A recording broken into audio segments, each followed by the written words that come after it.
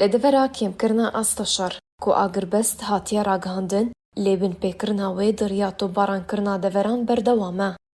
Rawangeha Sûriya mafên mirovan ragihand koçekdarên rejîma Sûriyê di topbarankirina gundewarê Başûrê Idlibê berdewam e, ku bajarokên Sifra û her yek ji gundên El-Fitîra, El-Bara, Sfûhan û Filîfil armanc kirine, bê ku ti zanyarî derbarê ziyanên canî bide diyar kirin. Herwiha berî çend rojan jî rawangeha navbûrê ragihand ku rejîma Sûriyê derdora bajarokên Sifra û her yek ji gundên Sfûhan û El-Fitîra li gundewarê Idlibê armanc kirin, bê ku ti zanyarî derbarê zirarên canî bide nas kirin. Her di heman derbarê de berîdemekê berevaniya sivîl ya Sûrî ragihand ku tenê di salekê de çekdarên rejîma Sûrî û hevalbendê wê yê Sûrî 14,386 bingeh li Idlibê û Helebê û gundewarê Hemayê armanc kirine, ku ji wê hejmarê çekdarên rejîma Sûriyê 11,622 bingeh armanc kirine û hevalbendê wê yê Rûsî 2,405 bingeh armanc kirine.